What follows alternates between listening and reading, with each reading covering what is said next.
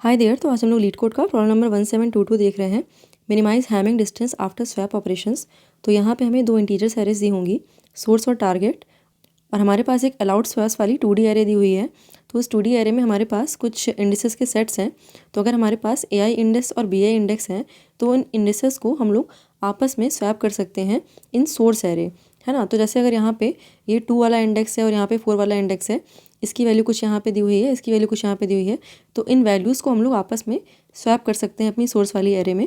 और अपने आंसर के लिए हमें यहाँ पे हैमिंग डिस्टेंस बतानी है अपनी दो एरेज के बीच में, सोर्स और टारगेट वाली एरे के बीच में। तो यहाँ पे हमारी हैमिंग डिस्टेंस क्या होती है, number of positions where the elements are different. तो हमारी सोर्स एरे में और टारगेट एरे में ऐसे कौन से इंडिसेस हैं जहाँ पे हमारा ये जो करंट एलिमेंट है वो हमारे टारगेट एलिमेंट के इक्वल नहीं है, तो वो हमारी हैमिंग डिस्टेंस में काउंट होगी। तो हमें अपने आंसर के लिए इसकी हैमिंग डिस्टेंस को मिनिमाइज़ करना है। तो हम इस स्वैप वाली एरे की हेल्प से सोर्स वाली एरे में एलिमेंट्स को स्वैप करते रह सकते हैं, और इस तरीके से हमें स्वैप करना है कि हमारा जो करंट इंडेक्स पे एलिमेंट आ रहा है वो हमारे टारगेट एरे के उस इंडेक्स वाले एलिमेंट के बराबर आ जाए। तो यहाँ पे अगर हम ये वाला एग्जांपल देखें तो यहाँ पे हमारे पास ये 1 2 3 4 वाली सोर्स एरे है, 2 1 4 5 वाली टारगेट एरे है। तो यहाँ पे हम 0 वाले इंडेक्स को 1 से स्वैप कर सकते हैं अपनी सोर्स एरे में, और 2 वाले इंडेक्स को 3 से स्वैप कर सकते हैं अपनी सोर्स एरे में। तो नोटिस करो, अगर हमने अपने 0 और 1 को आपस में स्वैप कर दिया यहाँ पे, तो ये जो एलिमेंट है हमारा 1 वाला वो हमारा 2 हो जाएगा, 2 वाला एलिमेंट 1 हो जाएगा, और ये हमारे टारगेट एलिमेंट के इक्वल हो जाएगा, है ना। और अगर हमने यहाँ पे 3 और 4 एलिमेंट है इसको आपस में स्वैप कर दिया, because we can swap it, तो हमारा यहाँ पे 4 एलिमेंट आ जाएगा which is again equal to this, और यहाँ पे हमारे पास 3 आ जाएगा which is not equal to this. तो हमारा इसकी वजह से जो हैमिंग डिस्टेंस है वो 1 ऐड हो जाएगी। तो हमारा जो आंसर है यहाँ पे इवेंचुअली 1 आ जाएगा। तो हमने अपनी स्वैप वाली एरे को यूज़ किया है, and we want to make sure कि हमारे इस सोर्स एरे में हम इस तरीके से अपने एलिमेंट्स को स्वैप करें कि वो हमारे टारगेट एरे में जो एलिमेंट है उसके कॉरस्पॉन्डिंग आ जाए, है ना। तो हमारी जो हैमिंग डिस्टेंस है ओवरऑल वो हमारी मिनिमाइज़ हो जाएगी। तो यहाँ पे अभी हम लोग कुछ ऑब्जर्वेशंस देखते हैं। तो हमारे जो स्वैप्स हैं ना, ये हमारे ट्रांजिटिव नेचर के हैं। इसका क्या मतलब है, अगर हम 0 को 1 से स्वैप कर रहे हैं, 1 को 2 से स्वैप कर रहे हैं, तो बेसिकली हम 0 को 2 से भी स्वैप कर सकते हैं, है ना। तो इससे क्या होगा, इससे हमें ये समझ में आ रहा है कि हमारे जो इंडिसेस आपस में हम एक दूसरे के साथ स्वैप कर सकते हैं ना, हमें इन्हें एक साथ रखने की ज़रूरत है, क्योंकि हमें नहीं पता कि हमारे कौन से इंडेक्स पे हमें एलिमेंट मिल जाए जो हमारे टारगेट एलिमेंट के बराबर हो। तो हम अपनी स्वैप्स वाली एरे की हेल्प से अपने इन सारे इंडिसेस को ग्रुप कर लेते हैं, ठीक है। और हमारे यहाँ पे इंडेक्स वाले नोड्स को ग्रुप करने का सबसे अच्छा तरीका जो है वो हमारा यूनियन फाइंड एल्गोरिदम होगा, ठीक है। तो हमने ये जो स्वैप्स वाली एरे है ना, इसको हम लोग एजेस की तरह देख सकते हैं, और इन एजेस पे जो भी हमारे एलिमेंट हैं, नोड्स हैं, इनको हम लोग साथ में ग्रुप कर सकते हैं। तो हमारे जो भी इंडिसेस है ना वो हमारे सब साथ में ग्रुप हो जाएंगे। So I will suggest you to read about union find algorithm, that will help you to understand this problem better. तो यहाँ पे अभी हम लोग अपने जो एलिमेंट्स हैं उनको यूनियन कैसे करेंगे ये देख लेते हैं। यहाँ पे हमारे पास जैसे 0 1 और 1 2 वाला स्वैप दिया हुआ है। तो इनिशियली तो हम क्या करेंगे, अपनी सोर्स एरे में जितने भी इंडेक्सेस हैं सबको हम लोग इंडिविजुअली रखेंगे, ठीक है। तो इनिशियली हर एक इंडेक्स खुद का ही पेरेंट है, वो अपनी खुद की ग्रुपिंग बना के चल रहा है, ठीक है। और जैसे जैसे हम अपनी स्वैप एरे को रिवर्स करेंगे, हम इस पर्टिकुलर इंडिसेस को मर्ज करते जाएंगे। तो यहाँ पे 0 और 1 हमने लिया है, तो हम 0 और 1 को अगर मर्ज करेंगे, इनका यूनियन करेंगे, तो इवेंचुअली हमारे पास यहाँ पे ये दोनों एलिमेंट हो जाएंगे, और इनका अभी हम लोग एक प्रॉपर पेरेंट बना देंगे। तो यूजुअली हम लोग जो भी स्मॉलर एलिमेंट होता है उसको पेरेंट बना देते हैं। तो यहाँ पे हम लोग 0 को पेरेंट बना देंगे, और उसके बाद हम लोग यहाँ पे 1 और 2 पे आएंगे। तो जो 1 का पेरेंट है वो अभी हमारा 0 हो चुका है, और ये जो 2 का पेरेंट है वो हमारा 2 खुद है। तो इन दोनों को हम लोग जब मर्ज करेंगे तो अगेन यहाँ पे इन दोनों का जो पेरेंट है वो हम 0 को ही बना देंगे, ठीक है। तो इवेंचुअली हमने यहाँ पे 3 एलिमेंट्स को साथ में ग्रुप कर दिया है, और इसका जो कंपोनेंट है वो 0 वाला कंपोनेंट है, और ये जो 3 वाला एलिमेंट है ये अपना खुद का कंपोनेंट है। तो हमारे यहाँ पे 2 कंपोनेंट बन गए, 0 और 3 वाले। तो अभी हमें अपनी ये जो सोर्स एरे में एलिमेंट्स आ रहे हैं ना, इनको अपने इन कंपोनेंट से रिलेट भी करना है, क्योंकि हमें इवेंचुअली एक्सेस तो इन एलिमेंट्स को ही करना है ना, हमें इंडिसेस को एक्सेस नहीं करना है। तो इनको अभी हम कैसे रिलेट कर सकते हैं, हम हर एक कंपोनेंट के कॉरस्पॉन्डिंग जो भी इंडिसेस आ रहे हैं उनके एलिमेंट्स को हम साथ में ग्रुप कर सकते हैं। तो यहाँ पे जैसे 0 1 और 2 वाला एलिमेंट है, तो हमें 3 1 2 को साथ में ग्रुप कर लेते हैं 0 के कॉरस्पॉन्डिंग, ठीक है, 3 1 2। और सिमिलरली ये जो 3 आ रहा है इसके कॉरस्पॉन्डिंग हम ये 3 वाला एलिमेंट जो है वो ग्रुप कर लेते हैं, ठीक है। तो इस तरीके से हम अपनी जो ये ग्रुपिंग है ना अपनी सोर्स एरे में एलिमेंट्स की, ये कर लेते हैं। तो इस ग्रुपिंग के लिए हम क्या कर सकते हैं, एक हैश मैप ले लेते हैं। तो हैश मैप की जो की है वो हमारे कंपोनेंट की जो भी रूट वैल्यू है ना वो हो जाएगी, और हमने उस की कॉरस्पॉन्डिंग जो भी एलिमेंट्स आ रहे हैं ना, जो भी ग्रुप हो रहे हैं एलिमेंट्स, उनको यहाँ पे मैप कर दिया हुआ है, ठीक है। अभी नोटिस करो ये जो एलिमेंट्स आ रहे हैं ना हमारे, ये हमारे डुप्लीकेट भी हो सकते हैं। तो यहाँ पे ये 3 1 2 आ रहा है, इसकी जगह यहाँ पे 3 2 2 भी हो सकता था। ठीक है, एलिमेंट तो हमारा वैल्यू है तो वो तो डुप्लीकेट आ ही सकती है। तो हमें अपने हर एक वैल्यू के करस्पॉन्डिंग उसकी जो फ्रिक्वेंसी आ रही है ना उसका भी ट्रैक रखना पड़ेगा। तो यहाँ पे हम ये जो डेटा स्ट्रक्चर ले रहे हैं ये भी हम एक मैप ही ले लेते हैं। तो हम लोग हर एक एलिमेंट के करस्पॉन्डिंग उसकी जो फ्रिक्वेंसी आ रही है ना उसको हम एक मैप में डालते चलेंगे। ठीक है, तो हम लोग क्या कर रहे हैं, ये जो कंपोनेंट बनाए हैं ये हमने अपने मैप में डाल दिए हैं।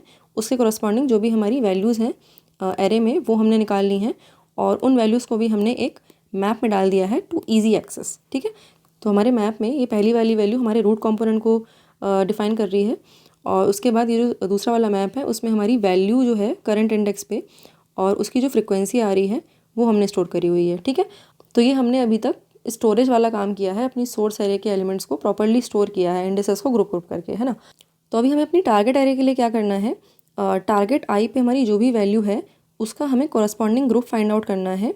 और अगर हम उस ग्रुप में उस पर्टिकुलर एलिमेंट को फाइंड आउट कर लेते हैं तो इसका मतलब कि we can replace it with any other element, है ना। तो अभी ये क्या कर रहे हैं हम लोग एग्जैक्टली ये समझते हैं। तो ये हमारी सोर्स एरे है, टारगेट एरे है, ये हमने अपनी मैपिंग बना ली है। ठीक है, और अभी हम अपनी टारगेट वाली एरे को 1 बाय 1 करके रिवर्स करेंगे। ठीक है, तो टारगेट वाली एरे में ये जो भी हमारा करंट एलिमेंट आ रहा है इसका पहले तो हम लोग इंडेक्स निकालेंगे, इसका हमारा जो रूट कंपोनेंट है वो निकालेंगे। तो इसका जो रूट कंपोनेंट है वो हमारा 0 ही आ रहा है और अभी 0 के कोरस्पॉन्डिंग जो भी हमें मैप मिल रहा है ना वो निकाल लेते हैं। ठीक है, तो हमारा ये जो 1 है ये इस ग्रुप का पार्ट है ना, और हमारा ये जो 3 है ये भी हमारा इसी ग्रुप का पार्ट है।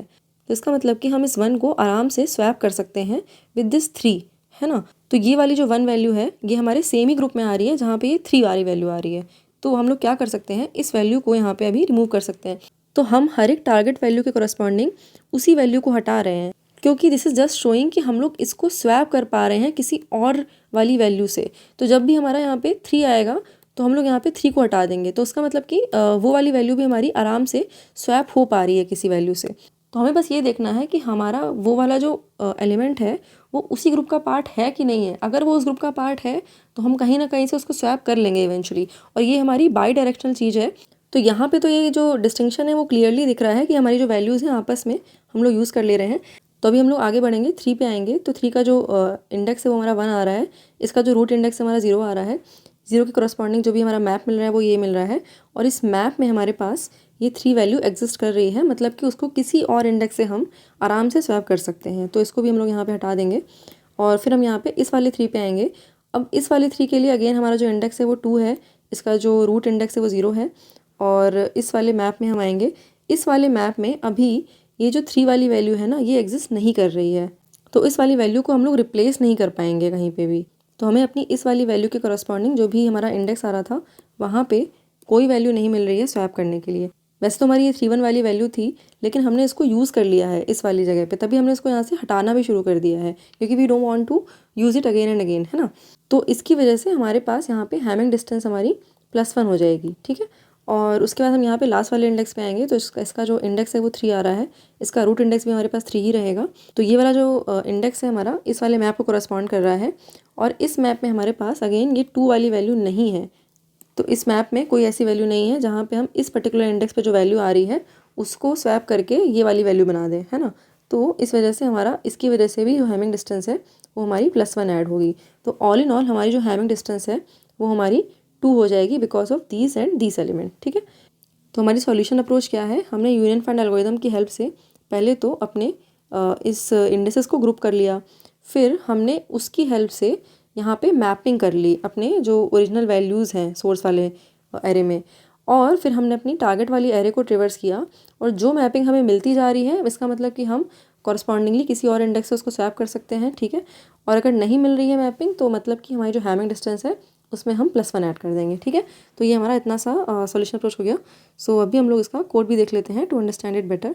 तो यहाँ कोड में हमारे पास जितने नंबर ऑफ़ नोड्स हैं वो निकाल लेते हैं, और अभी हम लोग एक पेरेंट वाली एरे ले लेते हैं, और इस एरे में ना इनिशियली हम लोग जो भी एलिमेंट होगा ना उसका जो पेरेंट है वो उसी को बना के रखेंगे। ठीक है, अभी हमारे पास यहाँ पे जितने भी स्वैप्स वैल्यू पड़ी हुई है ना इनको हम लोग ट्रिवर्स कर लेते हैं, और 1 बाय 1 करके जो भी हमारी एजेस बन रही हैं ना उनको हम लोग मर्ज कर लेते हैं। मतलब कि अगर 1 और 2 जैसे हमारे एक एज का पार्ट है तो उनको हम लोग एक कंपोनेंट में मर्ज कर लेंगे। 2 और 3 जैसे एक कंपोनेंट का पार्ट है तो उनको एक कंपोनेंट में मर्ज कर लेंगे। तो ऐसे करके हम लोग यूनियन फाइंड एल्गोरिथम की हेल्प से अपनी सारी इस स्वैप्स को, इंडिसेस को मर्ज कर लेते हैं। ठीक है, तो यहाँ पे हमने ये जो यूनियन फंक्शन कॉल किया है ये भी हम लोग लिख लेते हैं।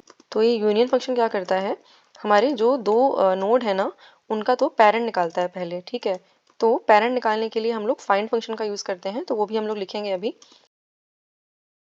और अभी पेरेंट निकालने के बाद अगर इन दोनों का पेरेंट जो है वो सेम आ रहा है ना, तो हमें इनको मर्ज करने की ज़रूरत नहीं है, दे आर ऑलरेडी मर्ज, है ना।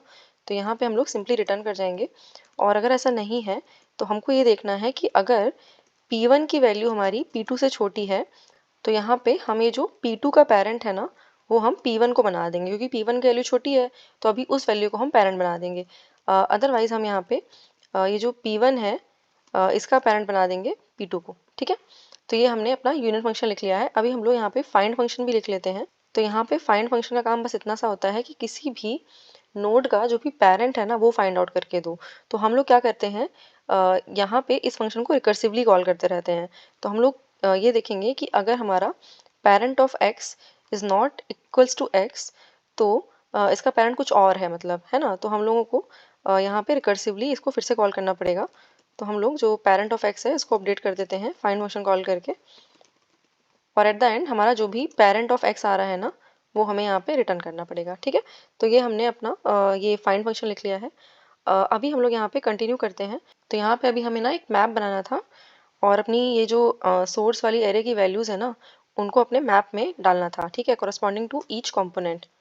तो यहाँ पे हम एक मैप ऑफ मैप ले लेते हैं।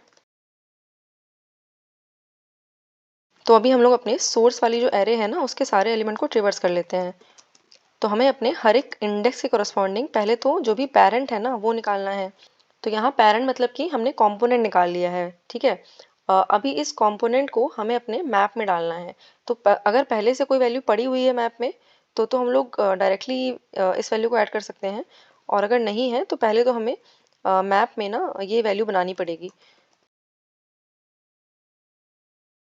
और अभी हम ये जो अपनी करंट सोर्स आई की वैल्यू है ना इसको अपने मैप में इस पर्टिकुलर कंपोनेंट के कोरस्पॉन्डिंग ऐड करेंगे। तो H map dot gate parent से हमारा जो मैप है वो निकल आया है। उसमें अभी हम वैल्यू पुट कर रहे हैं। कौन सी वैल्यू पुट कर रहे हैं, ये सोर्स आई वाली, है ना। और इसकी हम लोग फ्रिक्वेंसी भी पुट कर रहे हैं। तो फ्रिक्वेंसी पुट करने के लिए तो हमें फिर से यहाँ पे मैप को गेट करना पड़ेगा। तो हमने जो भी कोरस्पॉन्डिंग मैप है वो निकाला और उसमें हमने गेट और डिफ़ॉल्ट वाला फंक्शन कॉल किया। तो अगर हमारी वैल्यू ऑलरेडी एग्जिस्ट करती है इस सोर्स आई की तो हम लोग उसी में वैल्यू ऐड कर देंगे। अदरवाइज़ हम यहाँ पे जो भी ज़ीरो वैल्यू आ रही है ना, मतलब बाय डिफ़ॉल्ट हम ज़ीरो वैल्यू लेके चलते हैं, तो हमने ज़ीरो में वन ऐड कर दिया। ठीक है, तो ये हमने अपना जो हैश मैप है अपने सोर्स वाली वैल्यूज़ की हेल्प से पॉपुलेट कर लिया है। तो अभी हम लोग अपना आंसर लिख लेते हैं। तो आंसर इनिशियली हम लोग ज़ीरो सेट करेंगे और अपनी ये जो टारगेट वाली एरे है ना इसको वन बाय वन करके रिवर्स कर लेते हैं। तो यहाँ पे टारगेट एरे के लिए भी अगेन हमें क्या करना है, पहले तो जो भी पेरेंट है करंट इंडेक्स का वो निकालना है। ठीक है, और उसके बाद हमें इसके कोरस्पॉन्डिंग जो भी मैप आ रहा है वो निकालना है। और अभी इस मैप में हमें देखना है कि हमारी टारगेट वैल्यू एग्जिस्ट कर रही है क्या।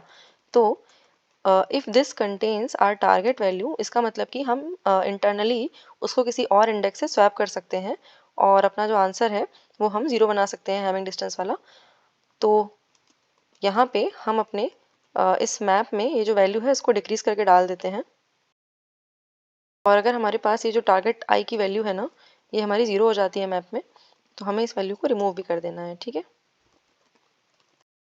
तो यहाँ पे हमने ये चेक कर लिया है कि अगर मैप में वैल्यू एग्जिस्ट कर रही है तो वेल एंड गुड, और अगर नहीं कर रही है तो ये हमारा एक हैमिंग डिस्टेंस कॉस्ट करेगा। तो यहाँ पे हम अपना जो आंसर है उसको प्लस प्लस कर लेते हैं और इसके बाद at the end of this हम अपना जो आंसर है इसको रिटर्न कर देते हैं। ठीक है, तो ये हमारा एंटायर कोड हो गया। So let's try to submit this now. तो यहाँ पे अगर हम टाइम कॉम्प्लेक्सिटी की बात करें तो हमने ये जो यूनियन फाइंड एल्गोरिथम यूज़ किया है ना that is going to cost us order of n plus हमारे पास जितनी एजेस हैं तो ऑलमोस्ट ऑर्डर ऑफ m। और उसके अलावा हमने अपनी ये जो सोर्स और टारगेट एरे है इसको एक एक बार ट्रेवर्स किया है। तो again this is going to cost us order of n।